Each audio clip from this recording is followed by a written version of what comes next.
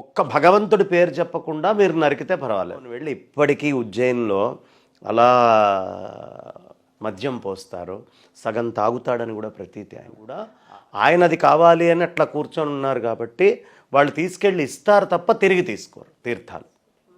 ఆయనకున్న అలవాటుని గౌరవించాలి.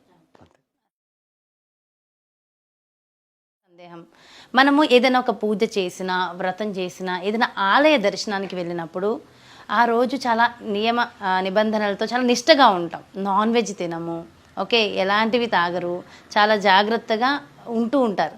కానీ కొన్ని ఆలయాలను మనం చూస్తే కొన్ని ఆలయాల్లో మద్యము, మాంసము నివేదిస్తూ ఉన్నారు. ముఖ్యంగా శివాలయంలో కూడా నేను ఒకటి రీసెంట్గా చూశాను.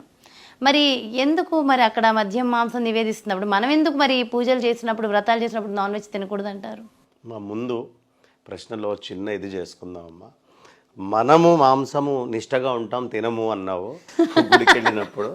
నేను ఎప్పుడూ మాంసము తినను, ఎప్పుడూ మద్యము తాగను, కాబట్టి నాకు అది లేదు. ఒకటి. రెండో విషయము ప్రధానమైనటువంటిది,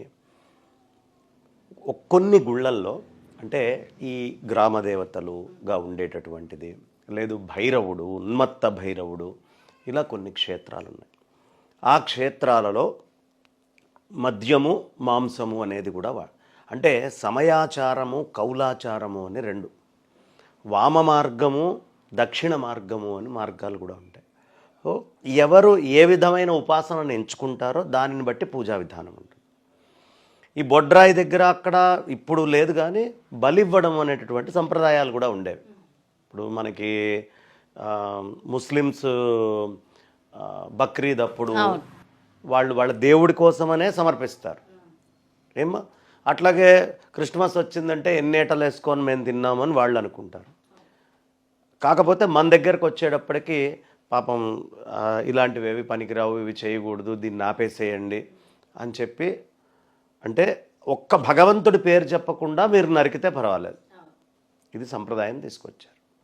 కాబట్టి అందరూ చక్కగా ఇప్పుడు అది పాటిస్తున్నారు. సాధ్యమైనంత మటుకు అలాంటివి ఏవి లేవు. కానీ కొన్ని ప్రత్యేకమైన ఆలయాల్లో ఎక్కడ శివాలయానికి సంబంధించి నేను ఏదో ఒక వీడియో చూశాను గురువుగారు, ఉజ్జయిని మహాకాళేశ్వరం, మరి అక్కడ మద్యాన్ని సమర్పిస్తూ ఉన్నారు.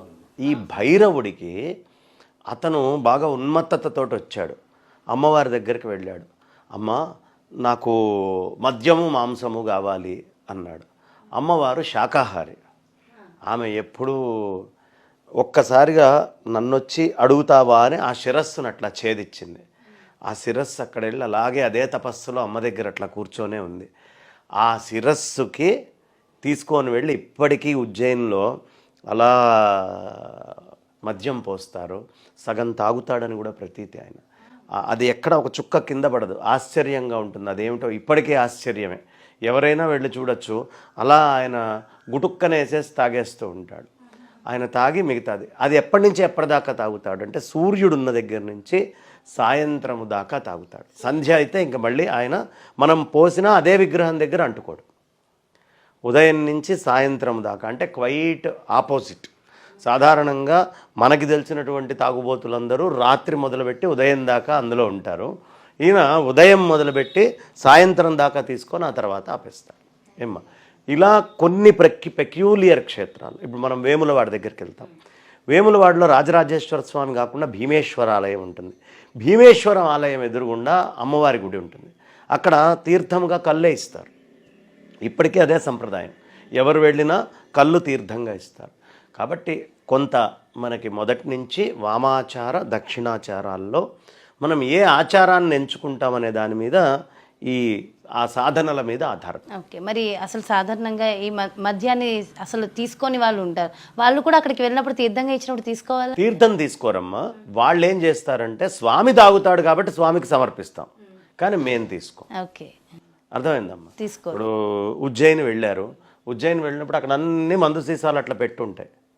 ఎవరు వెళ్ళినా, పెద్ద పెద్ద ఆహితాగ్నులు వెళ్ళినా కూడా ఆయనది కావాలి అని అట్లా కూర్చొని ఉన్నారు కాబట్టి వాళ్ళు తీసుకెళ్ళి ఇస్తారు తప్ప తిరిగి తీసుకోరు తీర్థాలు. ఆయనకున్న అలవాటుని గౌరవించాలి అంతే. సో అక్కడికి వెళ్ళినా సరే అంటే ఆ మద్యం ఇచ్చి మన కోరిక మనం కోరుకుంటే నెరవేరుతుందంటారా? అట్లా ఏం లేదమ్మా. భైరవుడు ఆనందిస్తాడు, ఆయన ఆనందం, ఆయనకు అది కావాలి. ఆనందించిన వాడు కోరికలు తీర్చడా? అవును.